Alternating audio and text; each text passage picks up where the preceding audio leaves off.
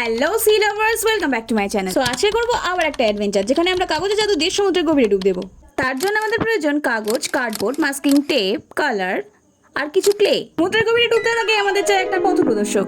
বানানোর জন্য এই আপাতত নিরীহ কার্ডবোর্ডটাকে খুন করে ফেলতে হবে। এই স্টারফিশের ভাঁজগুলো দেখেছো? এগুলো কিন্তু সহজ নয়। মনে হচ্ছে প্রকৃতির সব জ্যামিতি এখানেই জড়ো হয়েছে। পাঁচটা ভাঁজ, পাঁচটা খাঁজ করতে গিয়ে মনে হচ্ছে আমি এখন ক্রাফটিং করতে গিয়ে গণিতের অলিম্পিয়ারের প্রস্তুতি নিচ্ছি। যাই হোক, ক্রাফটিং হোক কিংবা গণিতের অলিম্পিয়ার, পেপার কিন্তু দুটোতেই আবশ্যিক।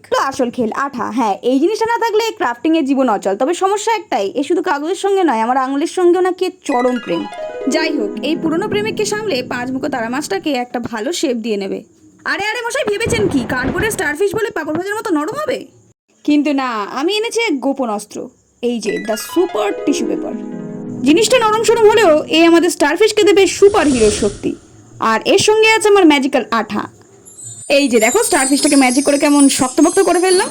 আর অবশেষে রং। আহা, সমুদ্রের সব রং যেন আমার হাতের মুঠো। তবে হ্যাঁ, আমি কিন্তু এখানে দা কিউট স্টারফিশ বানাতে আসিনি। আমি বানাবো সমুদ্রের নতুন স্টাইল আইকন, গ্ল্যামারাস স্টারফিশ, একেবারে ফিদা। তবে হ্যাঁ, নিজের পছন্দ মতো যে কোনো রং তোমরা করতে পারো। টিস্যু পেপারের দৌলতে ও এখন ভালোই শক্তপোক্ত, কিন্তু ওর জীবনে কিসের অভাব? Glamour, shine. এখন সে শুধুই স্টারফিশ নয়, সে হতে চলেছে স্টোন খুঁজতো স্টারফিশ।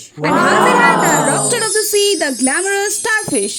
একবার ভাবুন তো, সমুদ্রের নিচে যখন হেঁটে যাবে তখন সব মাছগুলো হাঁ করে ওর দিকে তাকিয়ে থাকবে।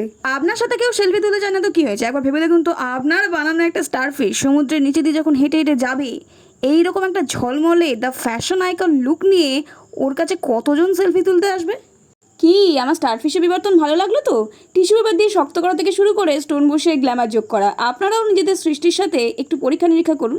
কে জানে, হয়তো আপনার সাধারণ একটা জিনিসও হয়ে উঠবে সমুদ্রের রকস্টার। কে আপনারা ফ্রিজ ম্যাগনেট থেকে শুরু করে শোপিস কিংবা ওয়াল হ্যাঙ্গিং হিসেবেও ইউজ করতে পারবেন।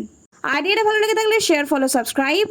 নেক্সট এপিসোডে কোন সি ক্রিয়েচারটা বানালে আপনাদের ভালো লাগবে আমাকে জানাবেন। দেখা হবে একটা সি ক্রিয়েচার নিয়ে আর একটা এপিসোডে। আজকের জন্য টাটা।